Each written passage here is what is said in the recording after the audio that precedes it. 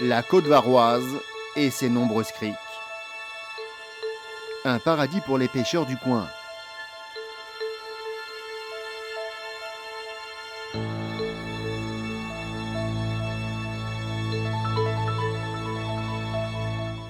Nous sommes avec Alain, 62 ans. Il pêche depuis l'âge de 5 ans et connaît les environs de Hyères comme sa poche.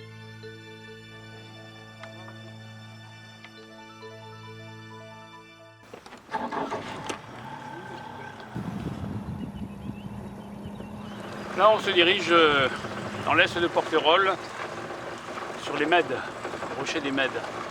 Il y a au sud des Mèdes, il y a une crique assez large, rocheuse, où on va faire cette pêche aux petits sparidés. Aujourd'hui, pour la première fois, Alain a accepté de nous donner quelques-uns de ses secrets de pêcheur, direction Porquerolles.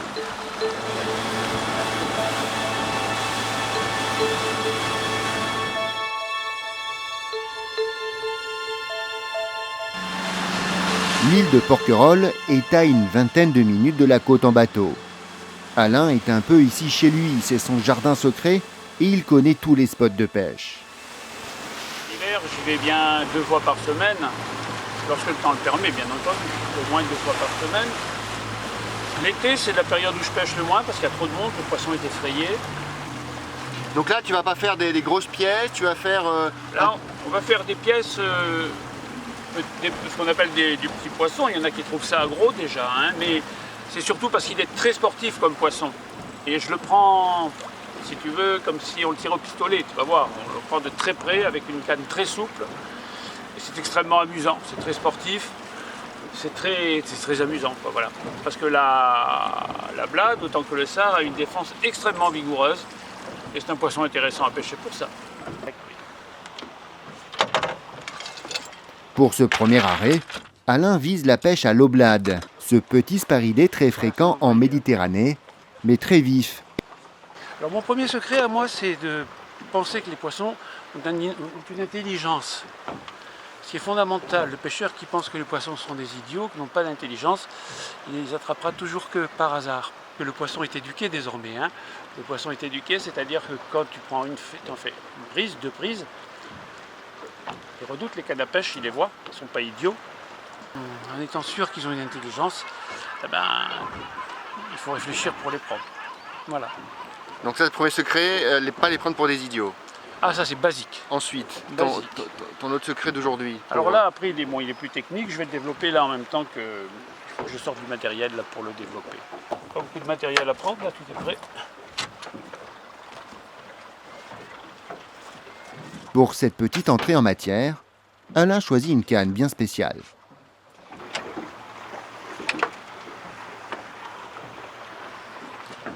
Alors là, qu'est-ce que tu... C'est quoi le matériel? Là, voilà, ça c'est une canne, ce qu'on appelle de l'ultra light. C'est une canne qui a 10 livres de résistance. Comme tu le constates, elle est extrêmement souple. Avec un doigt, on l'a pris. Ça ressemble un petit peu aux petits fleurets qu'ont les pêcheurs de truites. Voilà. Avec un petit moulinet d'Aiwa Procaster. Un fil extrêmement fin aussi. Je suis en bas de ligne, je suis en 20 centièmes, 22 centièmes. Pourquoi? Parce que plus le fil est fin et moins il est visible. Et donc le poisson se méfie moins. Le lieu n'a pas été choisi par hasard. Ce que Alain regarde avant toute chose, c'est son environnement. Pour analyser le fond, il faut regarder la côte. En regardant la côte, tu as une idée de ce que le fond est. Là par exemple, tu vois clairement que les éboulis que tu vois au pied de cette falaise, tu devines bien qu'ils continuent. Il y en a jusqu'à ici, tu vois, c'est-à-dire jusqu'à 20-30 mètres du rivage. Alain va maintenant sortir son arme magique, une préparation dont seul lui connaît la recette. Alors ça c'est le secret, ça. C'est-à-dire, c'est quoi? Il faut que je te le décrive. Il faut que je te le décrive. Oui. J'ai pas trop envie, hein, parce que il n'y a pas grand monde qui le fait. Hein. Bon, je vais y aller. Allez.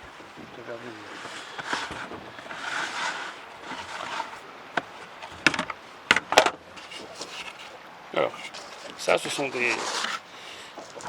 la nourriture pour loups, dorades, dont se servent les pisciculteurs, que je broie finement, très finement. J'y mets en plus quelques petites graines, tu vois, qui ne sont pas moulues. Pourquoi? Parce que celles-ci, elles vont tomber sur le fond, s'éparpiller sur le fond et faire progressivement un petit matelas au fond. Là où les poissons du fond, comme les sards et tout, sont les patrons.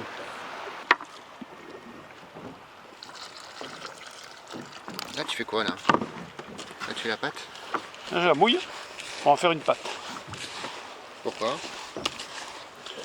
Parce que tu vas voir, ça va donc faire une pâte. Et j'ai besoin d'avoir une pâte pour l'accrocher au bout de l'hameçon.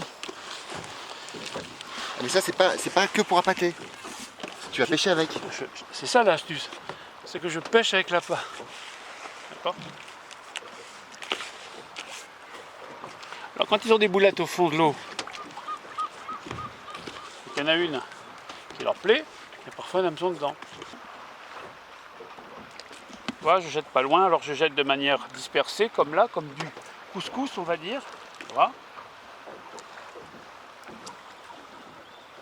Là. Alors là, ça va tomber sous la forme d'un espèce de brouillard dans l'eau. Ça sent très mauvais, hein. Ça sent très mauvais. La caméra ne le dira pas, mais il faut te dire que les mains, il faut les frotter longtemps après. Hein. Voilà, maintenant je vais faire quelques boules qui elles vont descendre, tu vois, voilà, je l'écrase un peu plus, je fais des boules un peu plus compactes pour qu'elles descendent directement sur le fond. Tout un art pour Alain qui a une routine bien huilée et une méthode de pêche bien à lui.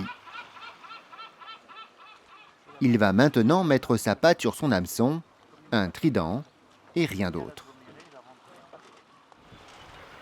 Alors t'as pas quoi? T'as pas de bouchon? T'as pas de... Rien, je suis en direct. Je fais un boulette. Je la fais de forme pyramidale pour qu'elle ait le moins de chances possible de sortir, de s'éclater.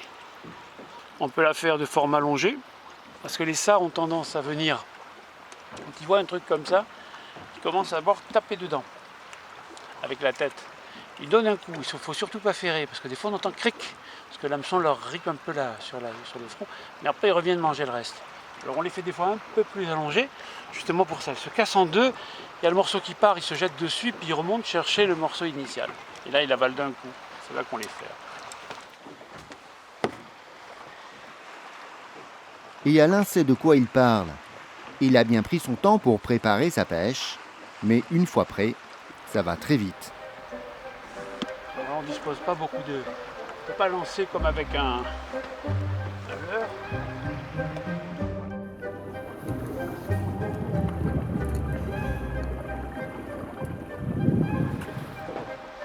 En très peu de temps, c'est déjà la première oblade. Poisson, hop là, t'as vu comment elle a lâché encore? T'as vu? Là, t'as attendu combien de temps, là? Ouais, t'as vu, hein? 30 secondes. 30 secondes à peine pour le premier poisson. Et en effet, l'oblade se débat vivement. Elle est coriace. Un vrai combat qui ravit Alain.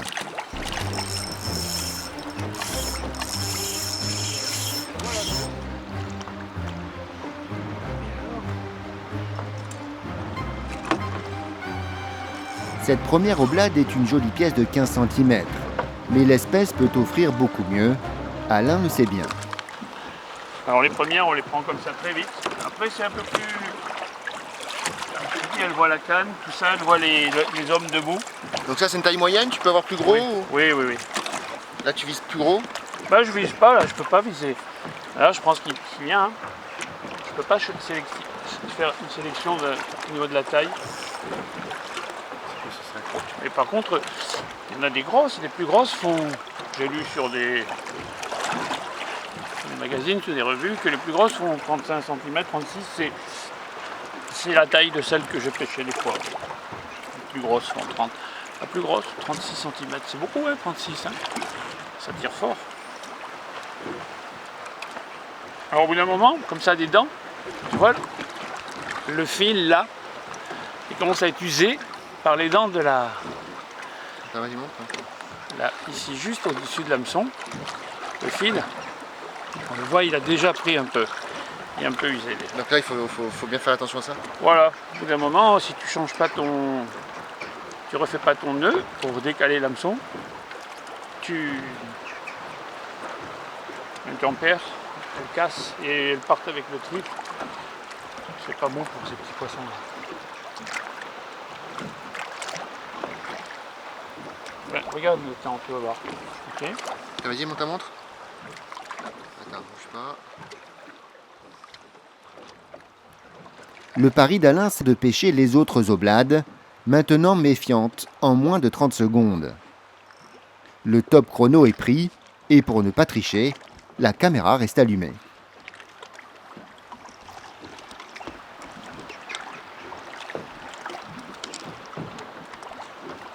Poisson. Tu vois, 25 secondes. Regarde le moulier. Regarde le moulier. Ça veut dire que c'est plus lourd là? Non, ça veut dire que c'est elle qui prend du fil. Je verrouille pas mon moulinet. Le principe étant de fatiguer le poisson. Avec la canne, regarde, tu vois la canne qui est très souple. Fatigue le poisson avec le frein. Il ne faut pas que ce soit verrouillé. Tu vois, elle va s'énerver. Si je la tire là, voilà. Là, elle va tirer. Elle est fatiguée déjà, tu vois.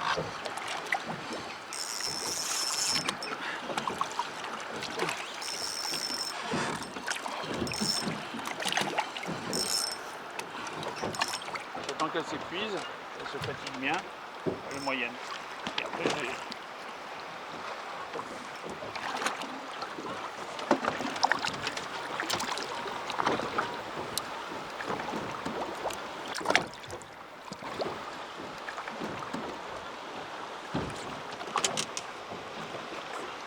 L'objectif de cette matinée, c'est de ramener une bonne demi-douzaine de sparidés pour un dîner ce soir en famille.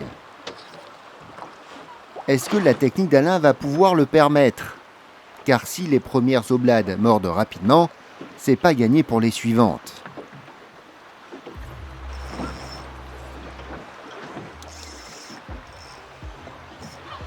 elle n'est pas très grosse, mais alors Reste encore 3 ou 4 oblades à prendre, mais pour Alain, les prises vont s'espacer de plus en plus. Les oblades deviennent maintenant très méfiantes, jusqu'à ne plus se laisser prendre du tout.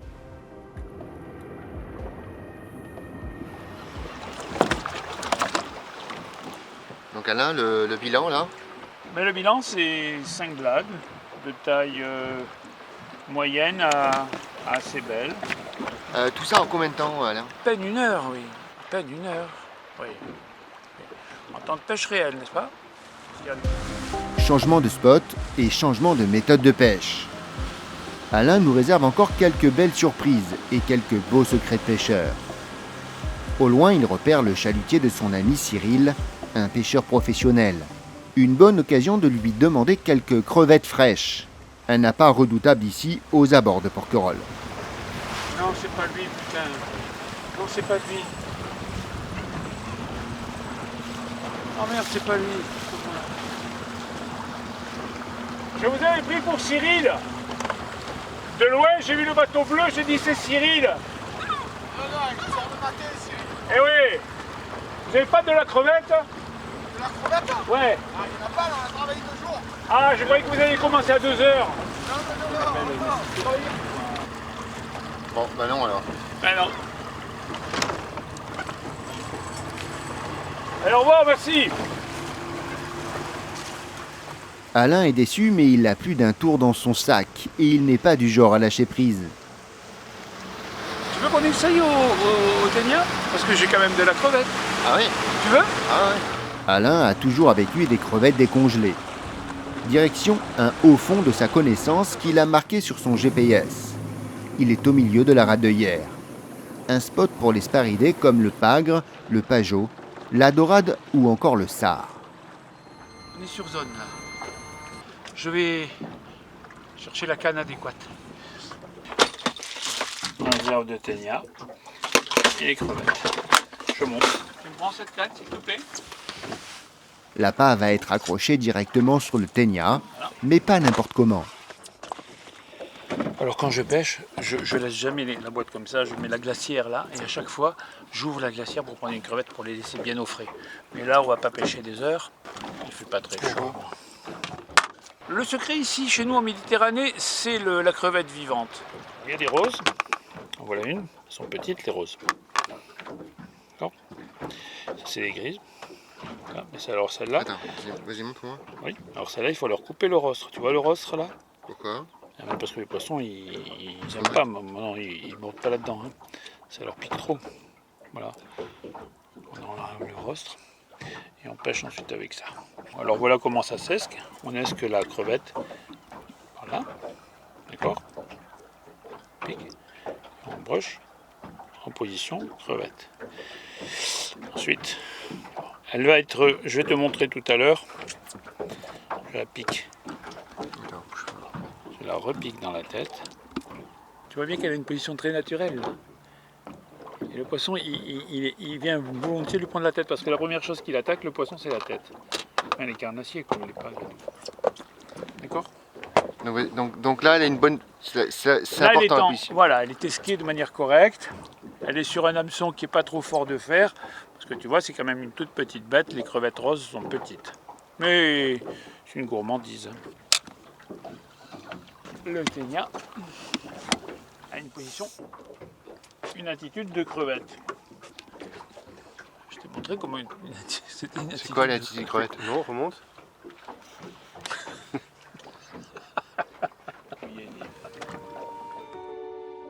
Et c'est parti pour la pêche à la crevette. Si je dois avoir un secret, moi, ce qui n'en est pas tout à fait un, c'est d'étudier les cartes avant d'aller à la pêche. Toujours, d'avoir une étude permanente, non seulement des fonds, mais aussi des sédiments. Voilà. Pêcher.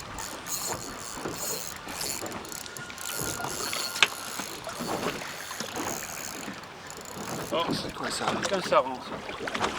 C'est un tout petit poisson. D'accord. Bon. Ok. Là, on va le rejeter. Tu vois, il a sa vessie natatoire qui n'est pas gonflée, tu as vu? Tu vois? Ouais. Donc, il va pouvoir vivre, en principe. C'est une animation pour essayer de l'attirer. Oui. Ah oui, ça c'est pas un saran. Il est pas gros, mais il fait, je sais pas, c'est un truc qui doit faire 300 grammes, 400 grammes. Ah non, c'est une vérade. C'est pareil, ça tire pareil, c'est le même combat.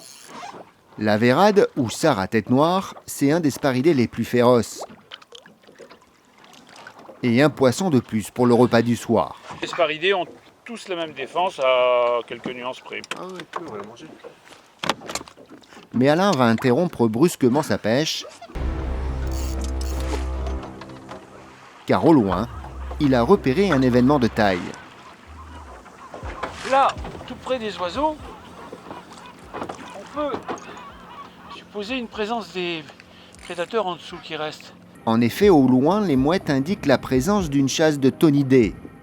Alain, avant de se rendre sur le site, installe un leurre bien particulier. Il fait 8 grammes. Ouais, explique-moi. Donc en fait, l'astuce, c'est de prendre des petits, c'est ça? Oui, c'est de ressembler à un petit anchois de début de saison, tu vois. Voilà. Très fin. Un alevin, quoi, quasiment. Hein. D'accord. Bon, tu te tiens? Ouais. La pêche consiste à se rendre très rapidement sur les lieux de chasse des tonidés, de couper le moteur et de lancer en plein milieu du bouillon, puis de faire travailler son leurre au moulinet. Pour cette pêche improvisée, je prends la barre pour qu'Alain puisse être prêt à lancer la tente. Attention à toi, attention à toi, attention. Tout se joue sur la vitesse d'exécution car en quelques secondes, les poissons se dispersent de leur chasse.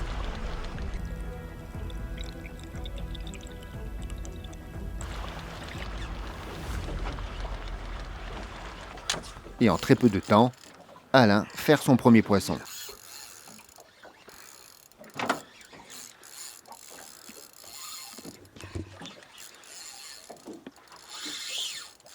c'est gros là? Non, 2 kilos. Combien? 2 kilos. Ah, elle peut faire plus, oui. Mais la pélamide est en fait bien plus grosse qu'il n'y paraît. Peut-être une ruse du poisson, car quand il se rapproche du bateau, tout de suite il sonde violemment au fond. Et là, c'est du sport. Donc c'est une pélamide ça? C'est quoi? Oh oui, une pélamide ou une tonine, syntonidée. Je ne peux pas te dire avec certitude, alors c'est impossible. Mais cette obsession à aller au fond comme ça, Alain doit jouer de patience s'il ne veut pas casser et perdre son poisson, le plus beau de la journée. on va repartir. Là c'est quoi la technique? C'est la fatiguer? C'est la remonter le plus vite Ah oui, possible? oui, non, au contraire. Il faut y aller mollo? Ah oui, oui, parce que je suis monté fin là-haut. J'ai du fil. En bas, j'ai du 30 centièmes fluorocarbone. C'est pas.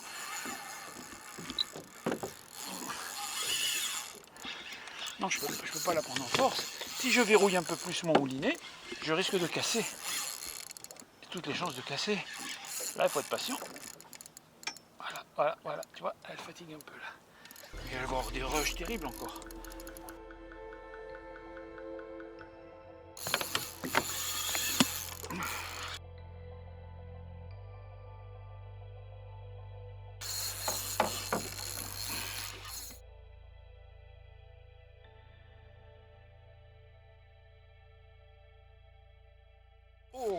Oh non, elle est belle. Hein. Oh. Tu vois qu'il faut un bon moulinet. Il faut un bon moulinet. Oh. Ils sont dessous là. Tu sais, il va falloir que je passe de l'autre côté du bateau.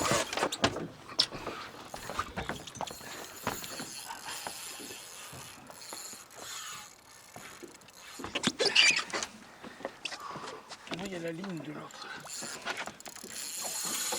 T'as vu le ruche? T'as vu encore?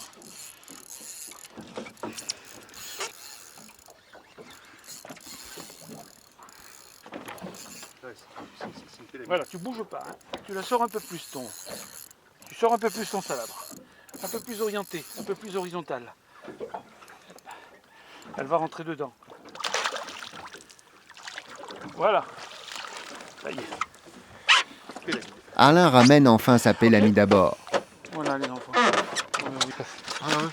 Remets-la bien dans le bateau, hein. Putain, elle est belle! Oui. Elle est belle, Alain, bravo Alain! Oui, bravo, oui, bon, ouais. Tu la présentes? Oui. Donc là, pour l'attraper, il fallait voir la chasse et avoir finalement le bon leurre, c'est ça? Explique-moi. Oui, il fallait avoir le leurre de la taille. C'est-à-dire qu'on est en début de saison et les poissons qu'elle mange sont petits. Donc il faut lui présenter des poissons, un leurre qui a la taille des poissons qu'elle mange.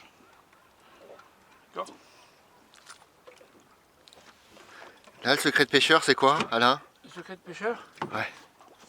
Alors là, découper en filets, au four à 150, l'huile d'olive. Voilà. C'est tout? C'est tout? C'est tout simple, c'est comme ça que c'est le meilleur. Mais les pélamides grouillent encore tout autour du bateau.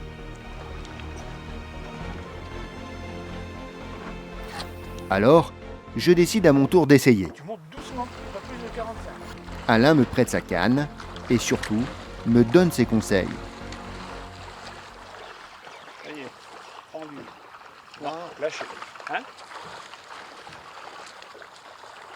Elle était pendue un moment. Ouais, ça a repris, hein. Hop, ça y est. Elle a cette fois pendue. Allez. Canne haute. Voilà. Serre-toi de ta canne. Voilà, c'est ça. Ah, c'est parti, c'est bon, mais c'est Voilà. un pélamide, ça, non? Ouais, viens ici. C'est combien?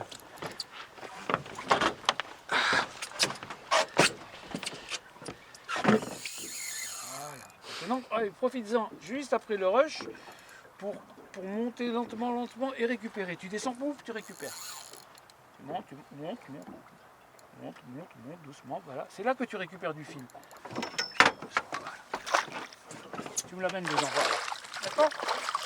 Elle est plus belle que l'autre.